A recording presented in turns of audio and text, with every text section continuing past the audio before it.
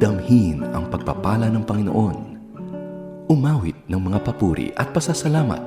Ito ang unang salmo sa 702 DZS, Radio TV, Agapay ng Sambayanan. Hello sa'yo kaagapay! Welcome po sa unang salmo at alam mo ba, unang Monday din for the month of March. Kumusta ka ngayong araw? Kakabangon mo lang ba? Nagkakape ka ba sa oras na ito ha? Sana ay nasa maayos kang kalagayan. Lalong-lalo na sa mga kaagapay natin na siguro ngayon ay bumabiyahe. Sana po ay patuloy na mag-ingat o kung ikaw ay nasa bahay pa lamang at nag-aasikaso papasok sa trabaho, sa eskwela, samahan niyo po ako at magkwentuhan tayo sa ating program. And of course, ito yung pagkakataon para tayo ay magpahinga, ipahinga ang ating kaisipan, ang ating puso, bago po magsimula ang ating araw. Uya, may tanong muna ako sa'yo. Kapag may lumapit sa'yo na nangangailangan, ano ba yung unang reaksyon mo? Ano yung tingin mo para sa kanila? Ano ba to? Abala o awa? Yan. Kaagapay sa totoo lang, madalas 'di ba kapag pagod tayo, kapag marami tayong iniisip, kapag punong-puno yung ating schedule, ang mga taong may kailangan sa atin minsan, ang tingin natin ay istorbo sa pakiramdam. Hindi ngayon, busy ako. Mamaya na. Pero ang reminder sa atin ng ating passage for this morning ay nagpapakita ng puso ni Jesus na kakaiba sa ordinary. Kung may Bible ka dyan or Bible app, buksan mo ang Matthew 14 verse 14. Sabi doon, nang makita niya ang napakaraming tao, nahabag siya sa kanila at pinagaling niya ang kanilang mga may sakit. Kaya naman kaagapay, yan po ang mapag-uusapan natin this morning. Huwag kang bibitiw mapa-radio ka man or mapa-team online, patuloy po na mag-comment, patuloy na mag-share. Saan ka ba nakikinig ngayong umaga at ano ba yung kasama mo? Sino-sino ba yan? At nagkakape ka na ba? Ayan huwag kang bibitiw kaagapay. Magbabalik po ang ating program. Kaagapay kung mapapansin mo, di ba, bago yung himala, merong habag muna, 'di ba? Nabasa natin doon sa verse natin kanina, nang makita niya ang napakaraming tao, nahabag siya sa kanila, 'di ba? Bago ang kagalingan, nagmalasakit muna si Jesus. Hindi niya nakita ang tao bilang abala. Hindi niya nakita ang pangangailangan bilang istorbo. Nakita niya ang tao bilang mahalaga, valuable. Sabi nga compassion moved him and healing followed. Sa buhay natin ngayon, mabilis ang takbo ng mundo. Productivity ang sukatan, efficiency ang goal, pero ang kaharian ng Diyos, iba ang sukatan. Empathy muna bago ang activity.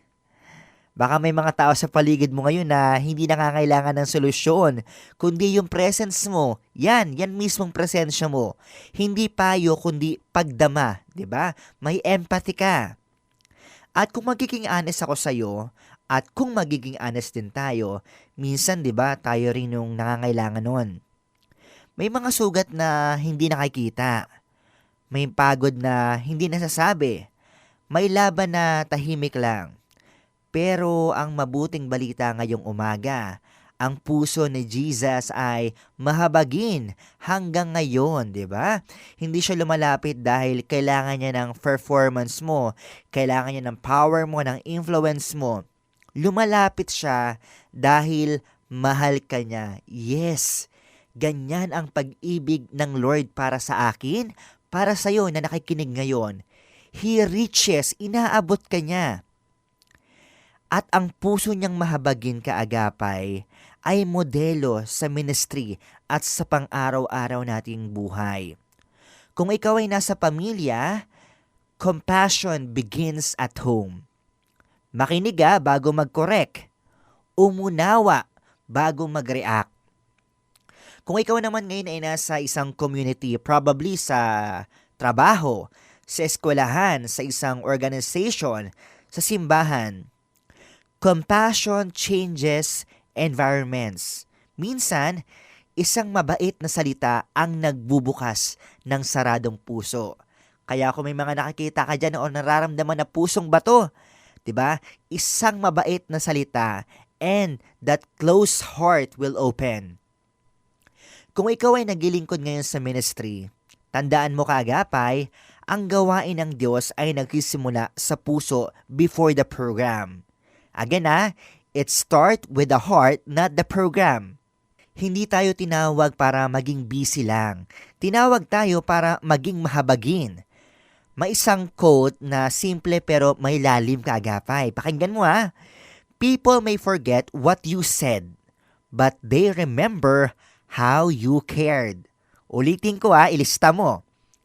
People may forget what you said, but they remember how you cared. Ang malasakit ang language ng pag-ibig na naiintindihan ng lahat. 'Di ba? Minsan kahit magkakaiba tayo ng dialekto, pero kapag gumawa ka ng kabutihan, 'di ba? Nauunawaan. Ngayon isipin mo, paano ka magiging mahabagin kung ikaw mismo ay hindi? Kung ikaw mismo ay pagod? Yan magandang tanong yan. Dahil ang tunay na compassion hindi nanggagaling sa strength natin. Nanggagaling ito sa puso na nanggagaling sa Diyos. Tara kaagapay at this moment.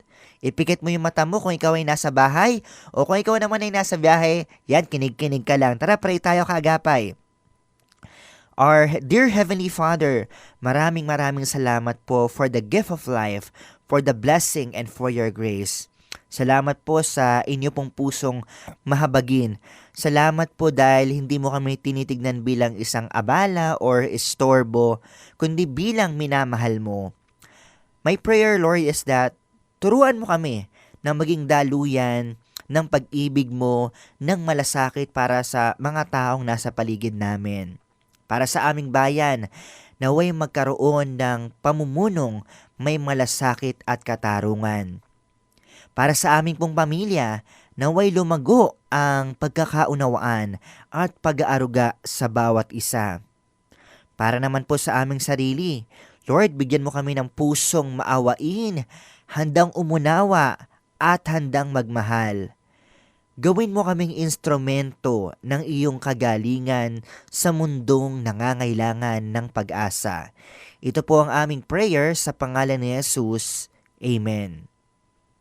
Kaagapay, kapag naramdaman mong ikaw ay minahal, mas nagiging natural ang magmahal. Kapag naranasan mong ikaw ay inunawa, mas nagiging madali ang umunawa. Kaya ngayong umaga, bago tayo magbigay ng malasakit sa iba, hayaan muna nating punuin tayo ng Diyos ng malasakit. Huminto muna saglit, huminga, at alalahanin mo, hindi ka istorbo sa Diyos. Hindi ka abala sa Kanya. Hindi ka pabigat sa Kanyang puso. Remember, you are worthy and you are valuable.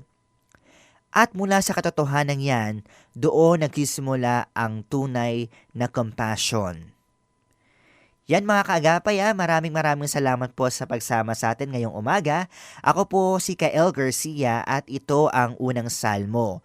Kung may mga learning ka at nais ibahagi sa iyo, sa mga natutunan mo, i-comment na yan sa ating streaming sa Facebook Live at sa ating YouTube channel. Share mo naman ano yung tumatak sa mga nasabi natin dito sa ating discussion. Yan tuloy-tuloy tayo sa ating pag-share din ng ating program at aniyahan na po ang buong pamilya, buong ka-Facebook friend na i-share din ang ating program.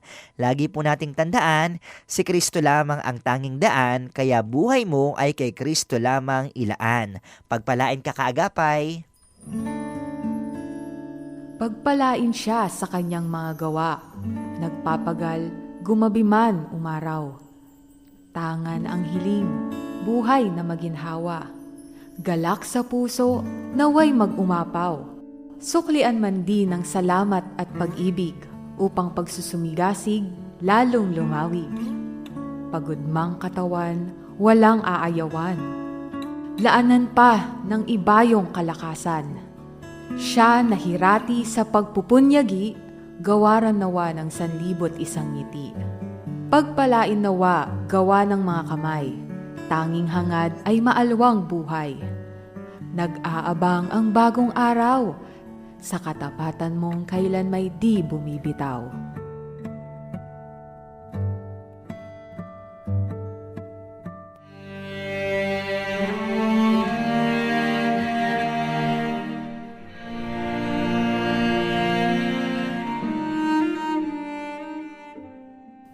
Panginoon, maraming salamat po sa panibagong araw, panibagong buhay, panibagong pag-asa.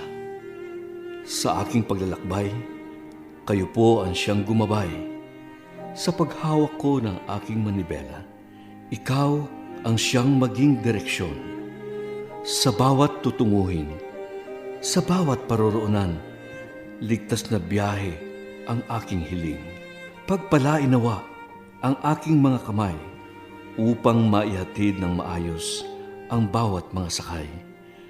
Bigyan po ninyo ako ng matuwid na pananaw at mahabang pasensya sa mga kakaharaping pagsubok sa lansangan. Paghariin po ninyo ang pusong mapagpakumbaba at malawak na pangunawa sa kapwa. Dalangin ko po na sa maliit kong pamamaraan ay maging pagpapala ang aking sasakyan. Sa inyong mga kamay, isinasalang-alang ko ang kaligtasan ng aking patutunguhan.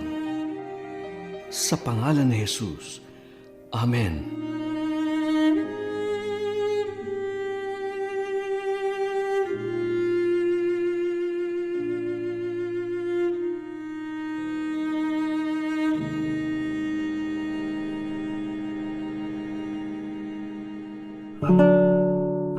Iyong napakinggan ang unang salmo sa 702 DZS, Radio TV, Agapay ng Sambayanan.